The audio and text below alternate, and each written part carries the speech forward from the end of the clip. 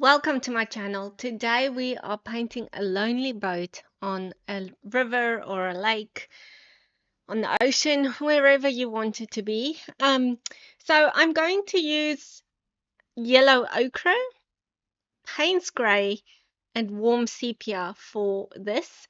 I'll use a large flat brush, and then I'll also use some of my smaller brushes like the Princeton number 2. You can get the outline from my book, which I'll link in the description below.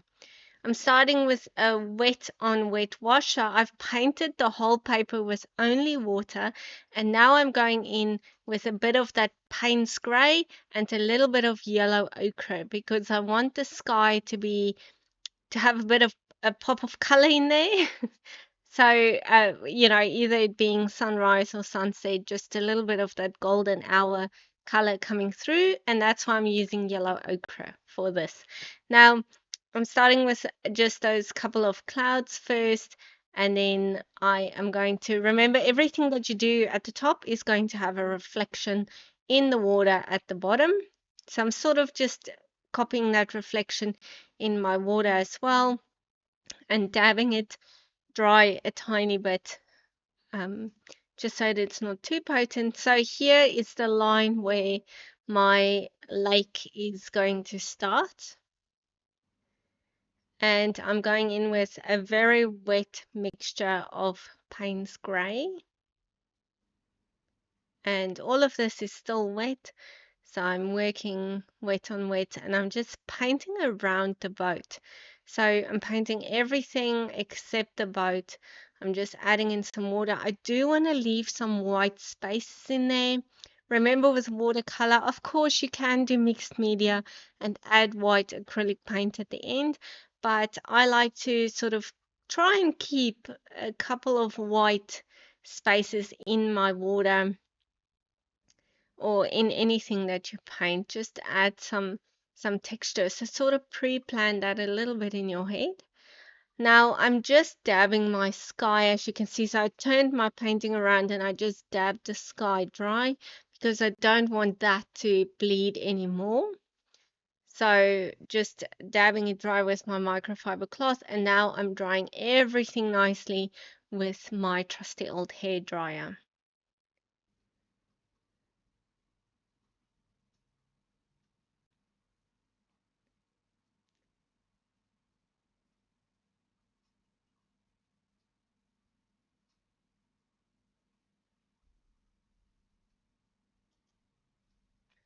So let's jump in with that second layer. I am going to my horizon line, or where my lake ends, and I'm just going in with a wet mixture of Payne's grey, and as you can see, I'm just sort of doing another layer on my water, again leaving some spaces in between, giving the idea of a couple of ripples in the water, and going over those clouds that I've done before because that layer is there already, so the color will come through a little bit. Remember, watercolor is transparent, and just a nice mixture, nice wet mixture, adding a bit more of pigment here and there. I don't want it to be too precise and too exact, so putting down some color and then basically blending it in a bit.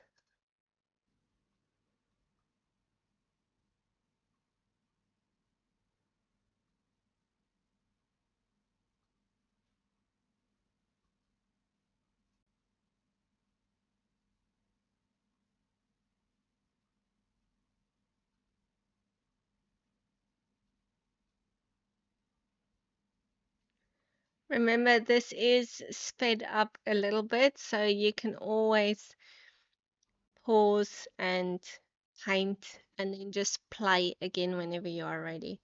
So I'm darkening a little the horizon line just a bit, sort of blending it a bit more because it made like a line that I could see. So I just added a bit more paint to work that line a tiny bit.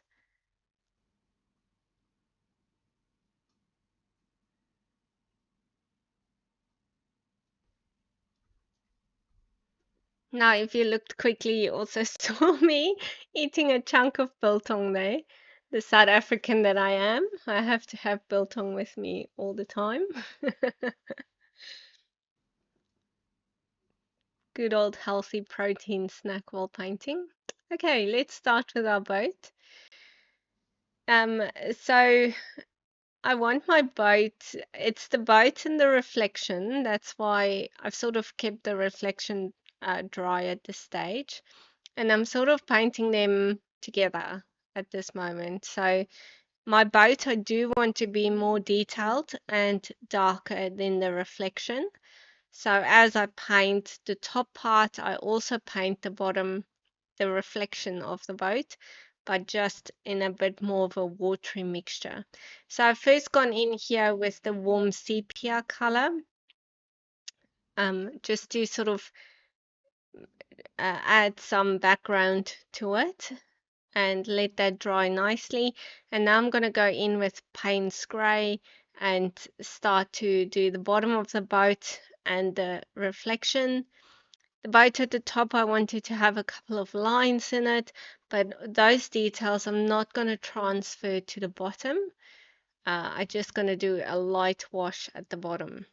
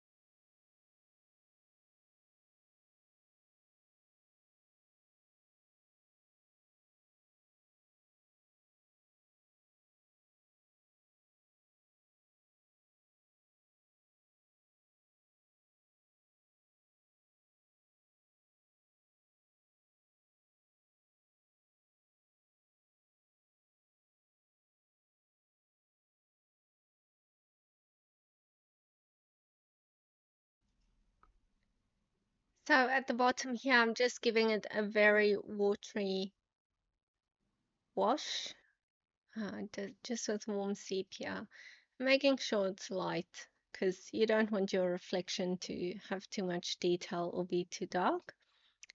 The top, I'm going to add some lines, and I'm super sorry here for my camera angle and my glasses being in the video. I hope that you can still sort of see what I'm doing here. I'm just adding some lines to my boat, tiny bit of detail. Oh, I'm so sorry. I never know what the right angle is. I suppose from the top straight down. Let me know what you think the best angle is where you can see the best of what I'm doing. Okay, so I'm adding some more of that Payne's Grey at the back of my boat. And I also sort of add the yellow ochre and a bit of the warm sepia, a mixture of those colors, adding them at various times because I want there to be some variation in color in my boat and not just be one flat color. Adding some more yellow ochre at the bottom, and now I'm just sort of blending that out a little bit, the reflection, adding some more Payne's Grey to that. And now I'm going to start adding some ripples throughout my lake so that, and then sort of go over the reflection as well so that there's some shadows in my water as well.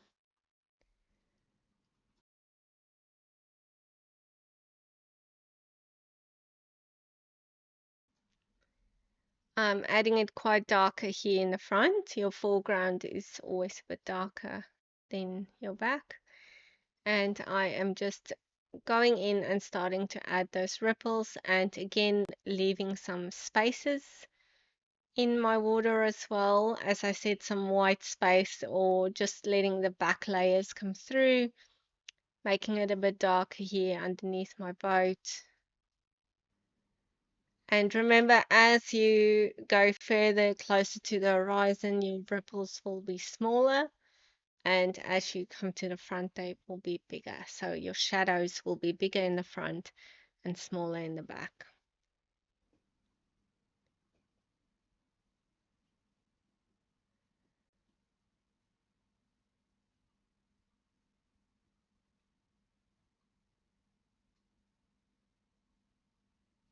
So let's paint this wooden post that's here in the front where my boat is tied up to. So I'm doing the warm sepia, Payne's grey. I'm doing Payne's grey on the left and then warm sepia more to the right, adding a bit of shadow in here.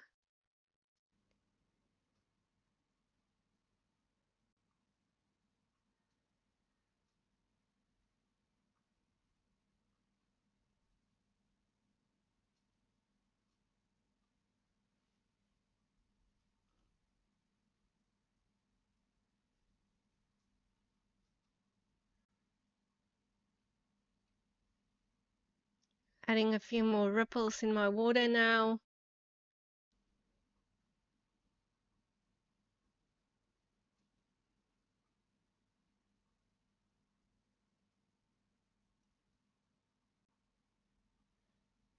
Smaller as I go to the back and lighter as well.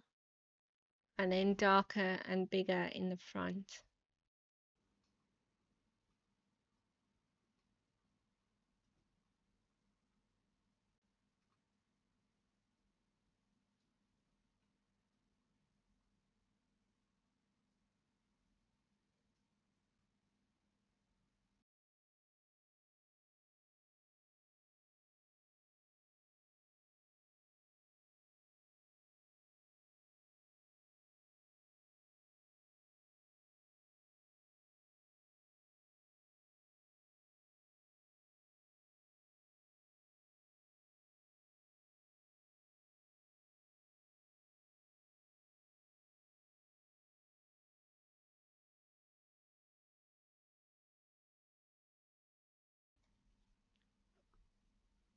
Now just to add some final touches, I'm letting this dry completely. And then we're going to add the rope that is linked to the post, from the boat to the post. And I'm just using a waterproof black pen. This is a Micron pen for this step. I'm adding a white gel pen just above the line to sort of highlight that line a little bit on the post. And then you just need to add a shadow for your rope that you've got. Or not a, sorry, not a shadow, a reflection. So it will have a bit of a reflection as well. And then I'm just going to do it with the watercolor with Payne's Grey, just adding a couple of lines to give the idea of the reflection over here. And that's it. I hope you enjoyed it. Please share with me if you've painted this one. Love to hear your comments as well on how I can improve these videos for you also. Please share them. Thanks for watching. Happy painting.